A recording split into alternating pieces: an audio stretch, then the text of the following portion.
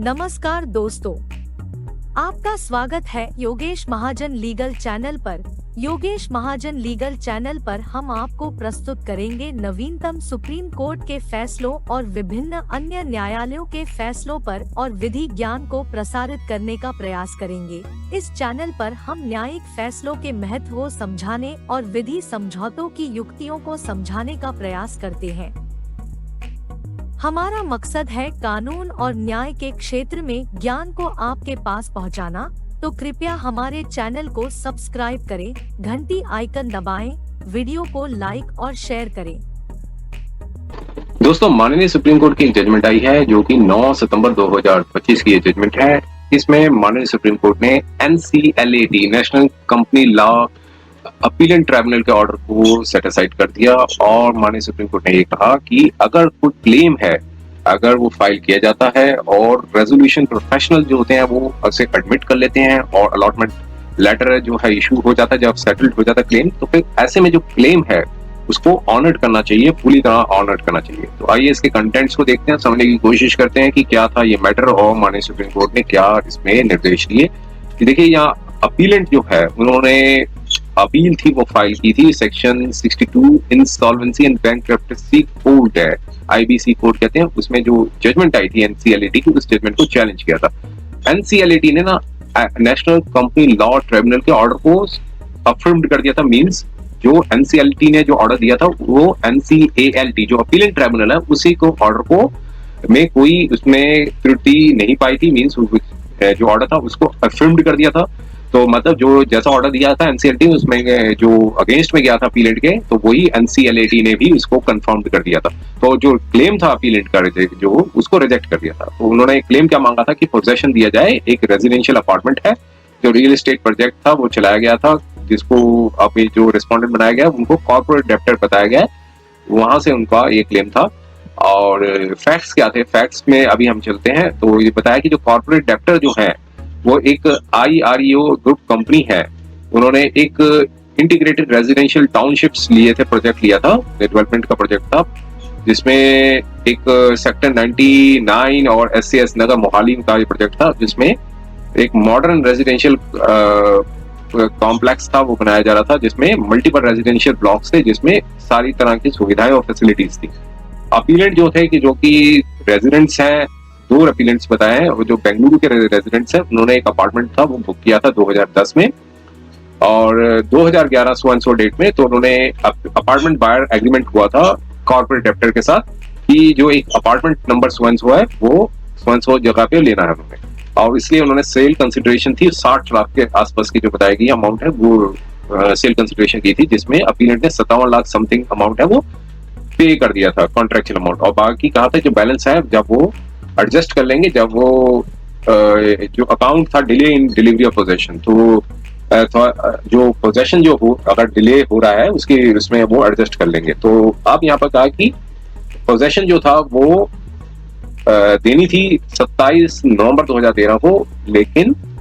वो corporate debtor जो है वो पोजेशन नहीं दे पाए जो एग्रीड पीरियड जो बताया गया था। तो इसके बाद अपीलेंट के पास कोई ऑप्शन नहीं था, तो उन्होंने एक कंज्यूमर कंप्लेंट थी state consumer redressal commission Chandigarh में फाइल कर दी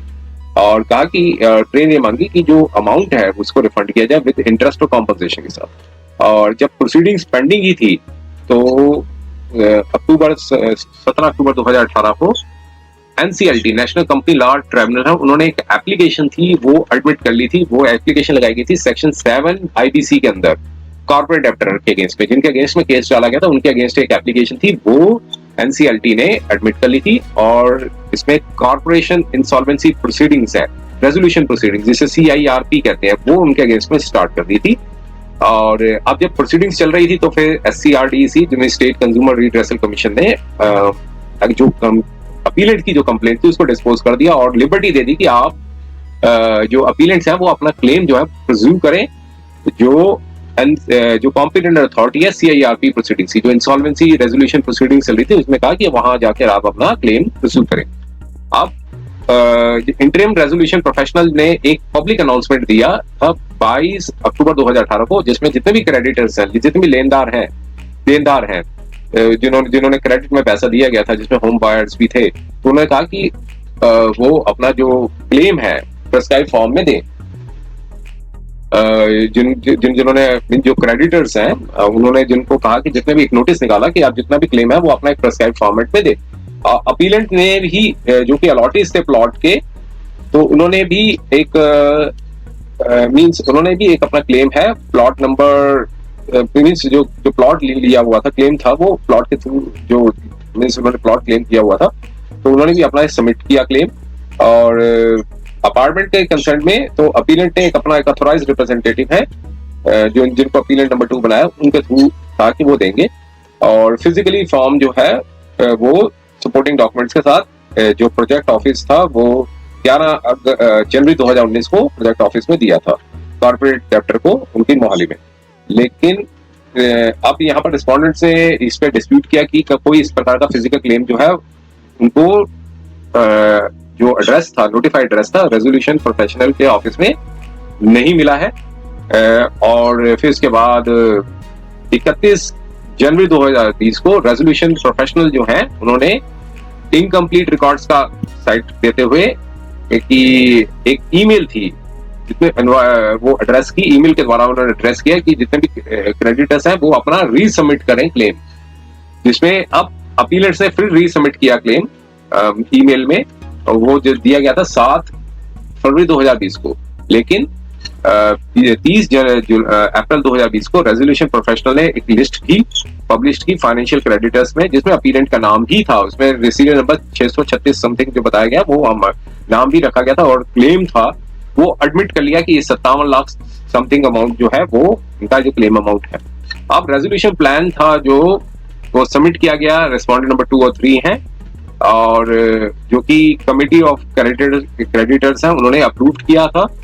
23 अगस्त 2019 को, और फिर उसको एनसीएलटी ने भी अप्रूव कर दिया। अब रेजोल्यूशन प्लान के मुताबिक जो ट्रीटमेंट ऑफ होम बायर्स का जो क्लेम था वो वारंट करता था क्लॉज नंबर 18.4, जिसमें बताया गया था जितने भी टाइमली क्लेम और बिलेटेड क्लेम्स किए हैं उनके प्रोविजंस के अकॉर्डिंग वो वारंट करता था। अब जबकि नाम अपीलेंट्स का था जो फाइनेंशियल क्रेडिटर्स की लिस्ट में, लेकिन कि जिसमें जो अलॉटमेंट अपार्टमेंट था वो डिलीवर नहीं हुआ था, लेकिन अपीलेंट ने एडजुडिकेटिंग अथॉरिटी के सामने अप्रोच किया कि और कहा कि डायरेक्शन दी जाए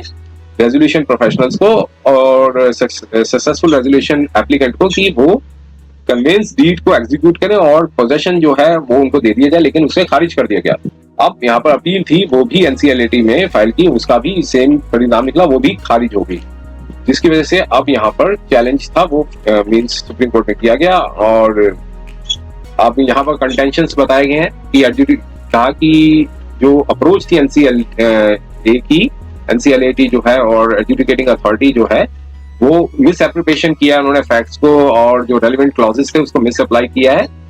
जो अप्रूव रेजोल्यूशन प्लान था। तो यहाँ पर बताया गया था कि जो बोनाफाइड होम बायर्स थे उन्होंने 57 लाख समथिंग अमाउंट दिया था, जिसमें कंसिडरेशन अमाउंट थी 60 लाख समथिंग की, और इनका एक वेस्टेड राइट था कि उनको दे दिया जाए जो मींस अपार्टमेंट जो अलॉट किया गया था। लेकिन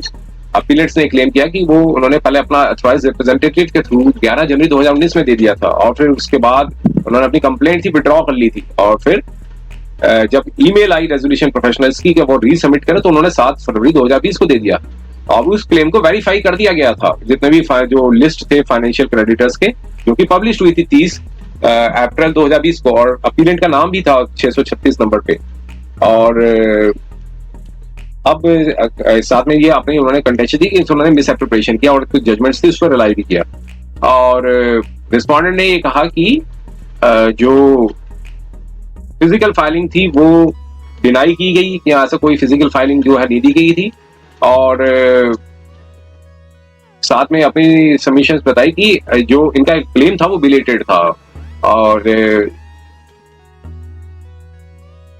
पहली दफा उन्होंने क्लेम था वो 7 फरवरी 2020 को ही दिया था, और जबकि रेजोल्यूशन प्लान था वो पहले ही वो मींस उसे अप्रूव किया जा चुका था 2019 में, 23 अगस्त 2019 में कर दिया गया था,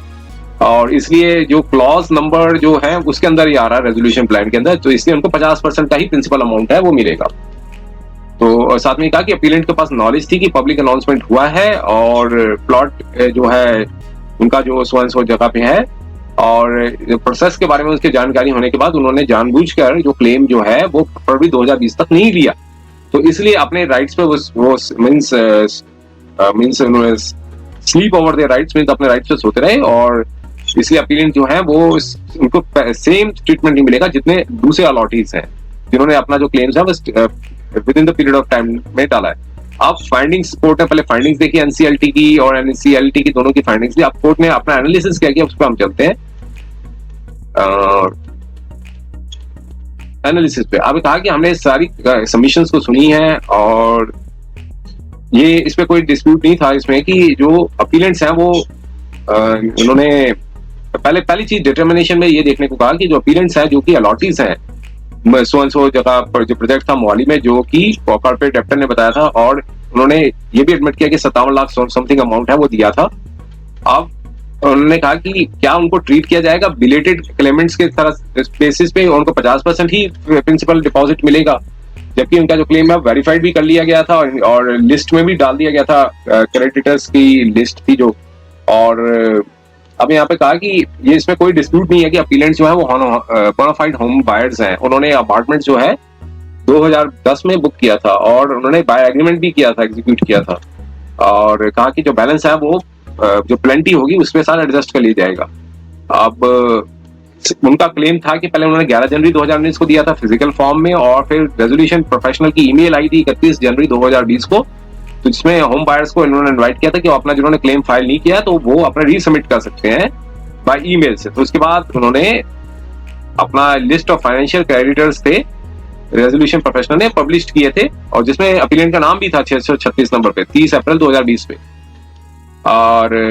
लेकिन रिस्पोंडेंट ने अभी डिस्प्यूट किया था कि जो पहला जो फिजिकल क्लेम था वो मिला नहीं, मींस नोटिफाइड एड्रेस में उन्होंने फाइल नहीं किया था। लेकिन साथ में ये कहा कि एडमिटेड और अनडिस्प्यूटेड पोजीशन जो यही है कि अपीलेंट ने अपना रीसबमिट किया था 7 फरवरी 2020 को, जो कि रेजोल्यूशन प्रोफेशनल ने वेरीफाई कर लिया था, और उन्होंने एक लिस्ट भी बनाई थी 30 अप्रैल 2020 को। लेकिन जब एक प्रकार वेरिफिकेशन और इनकॉर्पोरेशन हो जाता है तो क्लेम जो है अक्वायर्ड हो जाता है फुल लीगल रिकॉग्नाइजेशन के तहत, और जो CIRP की जो प्रोसेस के अंदर जो पूरी तरह से वो लीगल रिकॉग्नाइज्ड हो जाते हैं। तो इसलिए जो अप्रोच थी NCLT की वो हम उससे सहमत नहीं है कि इन्होंने कि अपना जो क्लेम है वो उनके साथ ट्रीट किया जा रहा था कि इन्होंने अपना क्लेम फाइल नहीं किया था। जो लिस्ट आई थी फाइनेंशियल क्रेडिटर्स की वो स्टैट्यूटरी ड्यूटी थी रेजोल्यूशन प्रोफेशनल की, और उसको मीनिंगलेस फॉर्मेलिटी के तौर पे नहीं कहा जा सकता है। तो इसलिए अपीलेंट्स ने राइटली रिलाई किया जजमेंट पे Puneet Kaur versus KB developers की, उसके कंटेंट यहाँ पर रिप्रोड्यूस किए, और फाइनली यहाँ पर कोर्ट ने इनकी जो अपील थी उसको अलाउ कर दिया, और साथ में कहा कि जो NCLT और NCLT की जो जजमेंट है उसको सेट असाइड किया जाता है, और साथ में कहा कि जो रिलीफ जो मांगी गई थी उसे एफोर्टसेड टर्म्स जो बताई गई है उसमें उनको ग्रांट की जाए, और इसलिए अपील्स थी उसे अलाउ कर दिया। तो जजमेंट आई थी 9 सितंबर 2025 को। उम्मीद है कि यह वीडियो आपको पसंद आया होगा। अगर आपने अभी तक हमारे चैनल को सब्सक्राइब नहीं किया है तो कृपया इसे सब्सक्राइब कर ले और बेल आइकन दबाकर नोटिफिकेशन प्राप्त करें ताकि आप हमारे नए वीडियो से अपडेट रह सकें। अगर आपको यह वीडियो पसंद आया हो तो कृपया लाइक करें और अपने दोस्तों के साथ शेयर करें। हमारे चैनल पर आपको न्यायिक मुद्दों, कानूनी सलाह और कानूनी अपडेट्स के बारे में नवाचारिक और महत्वपूर्ण जानकारी मिलेगी। हमारे साथ बने रहें, क्योंकि योगेश महाजन लीगल आपके कानूनी सवालों का सहायक है।